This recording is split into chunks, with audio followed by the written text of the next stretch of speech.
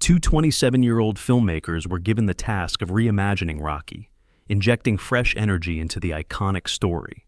Meanwhile, the man behind the legend, Sylvester Stallone, has experienced more drama off-screen than many realize.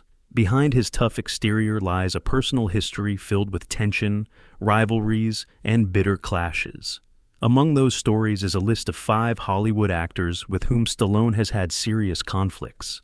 These aren't your typical industry disagreements. We're talking about betrayals, broken friendships, and behind-the-scenes altercations that rival the brutal fights seen in Rocky. Who tried to steal his spotlight at the peak of his fame? Who nearly exchanged punches with him on set? Let's explore Stallone's most intense feuds in Hollywood. Back in 1974, the Hollywood scene was crowded with ambitious young actors looking for their big break. Among them were Sylvester Stallone and Richard Gere, 2 rising stars who were cast in the modestly budgeted film The Lords of Flatbush. Both were relatively unknown at the time, each eager to carve out space in the industry. The film aimed to capture the spirit of Brooklyn in the 1950s. Stallone, who co-wrote the script, drew heavily from his upbringing in Hell's Kitchen. He was deeply invested in the story and in his role as Stanley Rosiello, a street-tough character with hidden depth. For Stallone, this was more than just another job. It was personal. Richard Gere, on the other hand, came from a different world. With a strong background in theater, he approached his work with methodical precision, carefully analyzing every line and gesture. Cast as Chico Tyrell, another greaser-style character, Gere brought a very different energy to the set. From the beginning, the two clashed. Stallone was gritty and spontaneous, while Gere was calculated and deliberate. Their opposing styles may have worked in another context, but this was an independent production with a tight schedule and limited resources. Tension quickly escalated as the atmosphere on set became increasingly strained. The breaking point came during a seemingly simple car scene, one that would ignite a conflict so intense it would spark a feud lasting decades. All 4 leads were in a car running lines and preparing to shoot. Just finished lunch. Nothing fancy, simply craft service sandwiches. Things went wrong there. Gere ate a mustard-laden sandwich next to Stallone in the car. Mustard escaped and landed on Stallone's pants. No biggie, right? If tensions weren't already through the roof. Without speaking, Stallone snapped. He brutally elbowed Gere in the head, then grabbed him and threw him out of the car onto the pavement. All halted. The stage fell silent. Nobody knew what to do. Was this scene related? A real fight? Whatever, it was evident. They couldn't collaborate. The director and producers chose.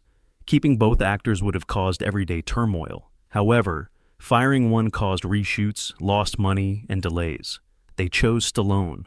Gere was gone. His role changed. His scenes were reshot. Creative differences were the official reason, but everyone on set knew better. Stallone stated that. This was his film. He expelled anyone who crossed him. Gere was humiliated by his firing.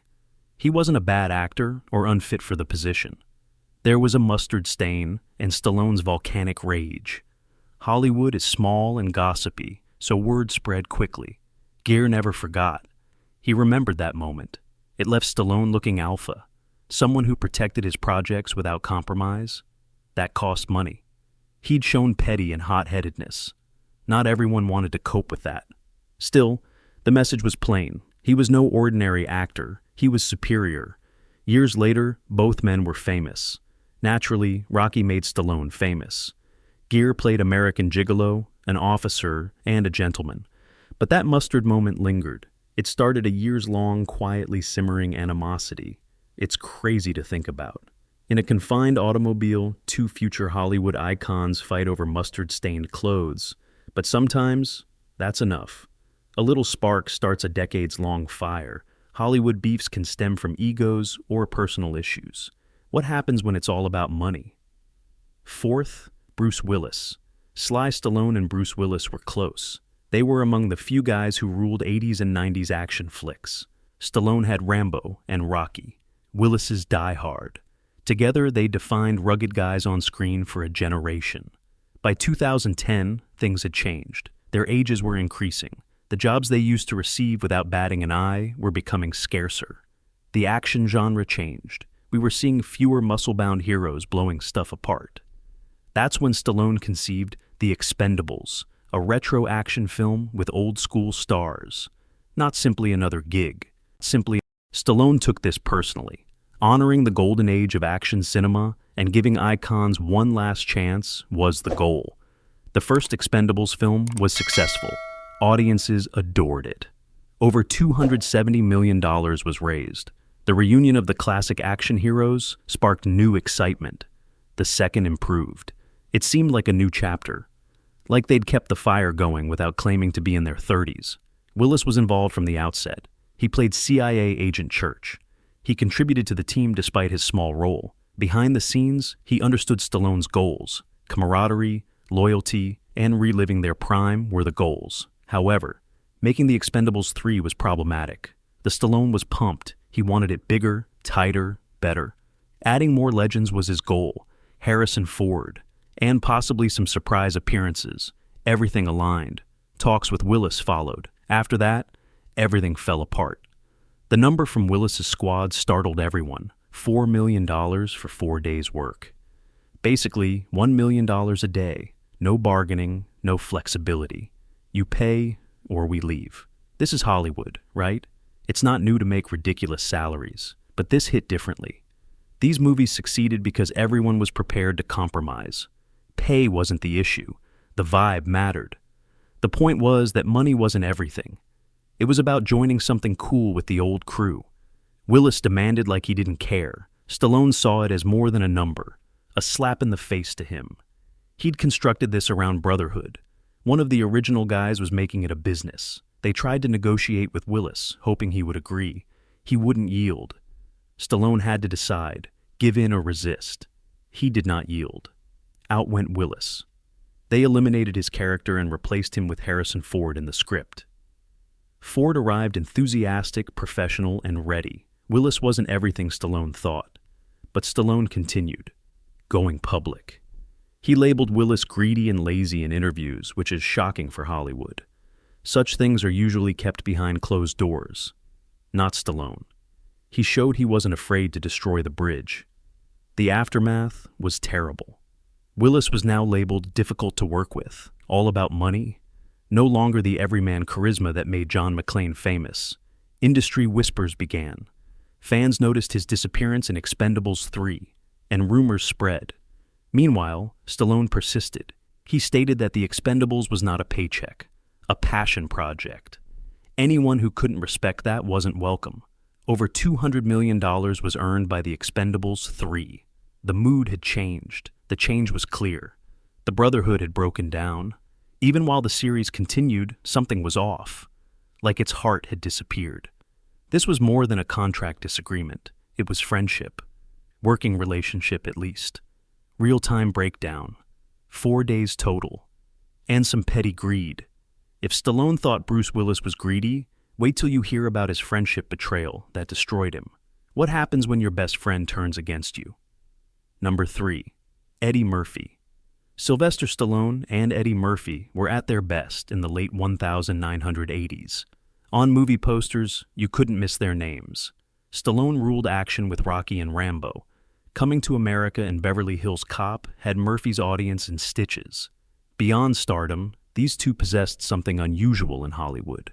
True friendship.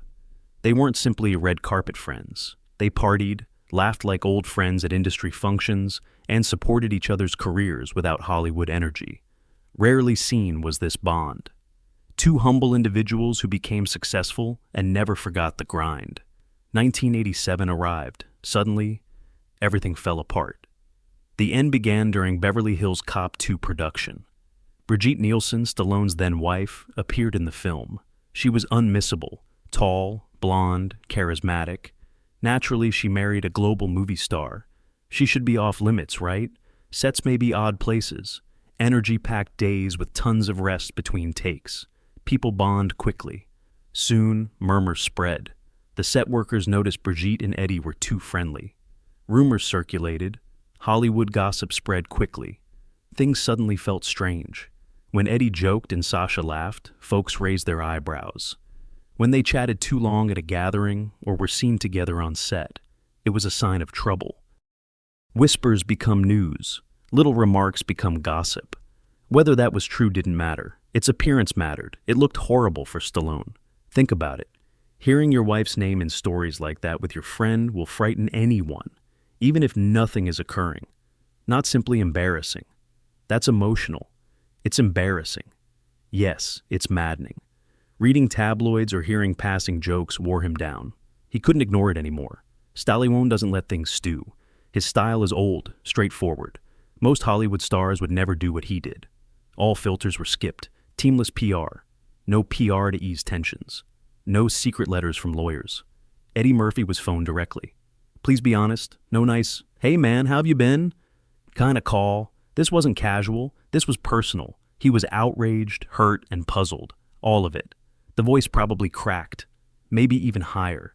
He needed answers. He craved Eddie's words. The end. No sugarcoating. No nonsense. Years of friendship were threatened. One question can alter everything. Imagine receiving that call. Maybe Eddie was absolutely surprised. Maybe he knew about the rumors. Either way, that moment must have been stressful. Two of Hollywood's biggest performers, formerly pals, were embroiled in a personal dispute unrelated to film scripts or box office. Eddie denied everything. Nothing untoward happened, he said. When trust is eroded, especially in a tough marriage, words don't always help. Stallone felt uneasy about whether something had happened or not. Now you had two proud, strong guys on opposite sides of a complex problem. Stallone felt misled and hurt. Eddie was surprised his pal believed the rumor. Suddenly, a solid friendship broke. After the press noticed, things became worse. Hollywood adores drama. And two A-listers fighting? Definitely gold. Guests whispered at parties. Reporters probed. Trade periodicals suggested conflict. It became a public spectacle. Starting then, they weren't moving apart. They finished. Calls ended. They stopped attending events together. If they attended the same event, they stayed on opposite sides. Their warmth was replaced by frigid quiet. Eddie later regretted how quickly everything fell apart. Rumors and broken trust destroyed years of friendship, shared adventures, and beautiful memories. It didn't help that the industry compared them. Who had the biggest weekend box office? Who recovered better? It seemed the media made them rivals to keep the story going. This is the thing. Both progressed. Murphy continued, as did Stallone. They stayed stars, but they lost that genuine connection and part of their trip. Time passed, but it never returned. Something human about that. Fame, wealth, success. Nothing can prepare you for the agony of a broken friendship, especially a real one. What happened on that movie set wasn't everything. Trust was involved. Hollywood's crazy and image-obsessed society makes it impossible to heal once something breaks. It could be impossible. One of Hollywood's coolest friendships became simply another narrative. Another could have been in a town full of them. Murphy's treachery hurt, but Stallone's ego clash nearly ruined his most iconic performance. When a Hollywood great tries to modify your film, what do? Second, Kirk Douglas. Sylvester Stallone was hot in 1982. Rocky made him famous from scrubbing zoo lion cages. Stallone became a star after the underdog narrative touched people. He was it. He wasn't done. He wanted to bring another persona to life. Darker, more intense. John Rambo. Not your ordinary action film, First Blood. It had heart despite bombs and stunts. Rambo wasn't super. He was broken. A Vietnam vet who felt out of place in his homeland. The story explored PTSD, solitude, and how society handles veterans after the war. Stallone did more than act. He wanted to speak. After struggling to manage Rocky, he wouldn't let anyone water this one down. Then Kirk Douglas arrived. Kirk Douglas was important. This is Hollywood royalty. Spartacus, Paths of Glory. 5 decades of classic roles. His offer to play Colonel Sam Troutman, Rambo's previous commanding officer and the one person who understood him, felt good. A legend opposite Stallone seemed ideal. Until then. Douglas made it obvious early on. He didn't just read lines. He read First Blood's source book and thought the film needed a different finish. In the book, Rambo dies. Troutman shot. Douglas wanted it back. Not advised, not mentioned, demanded. Death added weight, he thought. more drama. Don't lie. It gave him his big emotional exit. Director Ted Kotcheff was suddenly in a bind. One-sided Stallone, Douglas opposite. Stallone worked on this for months. Not just acting, he was shaping everything. Seeing First Blood as the start of something bigger. Douglas wasn't interested in sequels. He wanted an ending that made him appear good now. He wasn't subtle either. Douglas spoke about himself in third person at meetings. Things like Kirk Douglas wouldn't say this, or Kirk needs more motivation. He brought his own rewrites to set to fit his character into the film. It was awkward. And everything stopped suddenly. As Stallone and Kotcheff refined the film, they also managed Kirk Douglas's ego. Long nights, script changes, many back and forths. Everyone on set felt tension. Not only two creatives disagreed, totally different worlds collided. New versus old Hollywood. Their positions remained unchanged. Especially frustrated was Stallone. He'd worked too hard for control to have someone modify the story last minute. Douglas insisted on the earlier conclusion when Troutman repeatedly killed Rambo. Eventually, Kotcheff was fed up. He told Douglas, "This is the movie we're making, sitting down. You approve this script. Leave if you don't want to. No yelling, no drama, pure facts." Indeed, that happened. Douglas walked. Here, anything could have gone wrong. Losing a famous actor days into production. Such things can ruin a film. It was a strange blessing in this case. When called, Richard Crenna stepped in without much preparation. He had 24 hours. He memorized lines on the way to set. But he showed up, nailed it, and gave a good performance. He wasn't stealing scenes, not altering lines. He portrayed Rambo with calm strength that made you believe he cared. He added warmth to complement Stallone's intensity. The shift from Douglas to Crenna affected everything. The movie ended differently than this harsh, somber finish. More optimistic. It opened the way for sequels, which were massive. One of Stallone's career-defining lessons was the Kirk Douglas scandal. He learned personally that eyesight protection requires harsh decisions. Despite facing a legend, he trusted his instincts and won. First Blood was popular. It proved Stallone's versatility with Rocky. It spawned a franchise, gave pop culture one of its most famous figures, and reminded everyone that sometimes the best moves are the riskiest. Maybe most crucially, it showed that the performance can continue when Hollywood aristocracy storms off set. It sometimes gets better. Stallone's next foe was closer to home than Kirk Douglas' Hollywood tough man. The twist. Could this vicious competition have saved their careers? Arnold Schwarzenegger, #1. Sylvester Stallone entered the 1977 Golden Globes hoping for a breakthrough. Just months earlier, he was so impoverished he considered robbing a store to survive. It had gotten so awful. But Rocky altered everything. He went from cleaning lion cages to Best Actor and Screenplay nominations. He was meant to crown his comeback that night. Arnold Schwarzenegger arrived. Arnold entered like a wall, enormous, confident, and with a strong Austrian accent that made every sentence a punchline. Arnold Schwarzenegger, new talent of the year, approached Stallone and introduced himself. Stallone looked at him and thought, who? Another musclehead seeking Hollywood success? Neither did he take him seriously. Then the awards came, and Rocky lost. Not one. Arnold triumphed. The Golden Globe for New Star of the Year went to him. Stallone gasped. He said Arnold laughed all night when Rocky was rejected. A nerve was hit. Stallone became so angry that he threw a huge bouquet of flowers at Arnold's head. One of Hollywood's cutest, funniest rivalries began that day.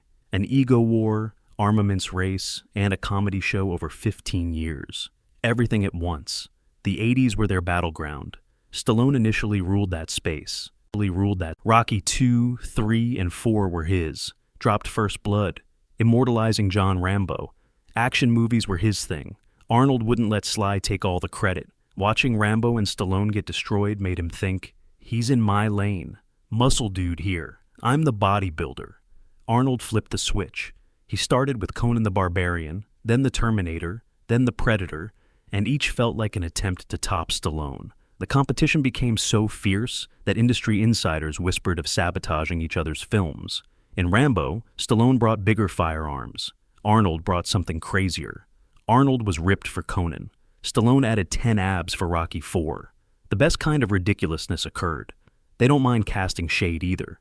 In Twins, Arnold passes a Rambo poster and scoffs. After seeing that, Stallone retaliated. In Tango and Cash, he beat up an Arnold-like prisoner. Not once, twice. His first move was to beat him. Later, he shattered his face beyond recognition.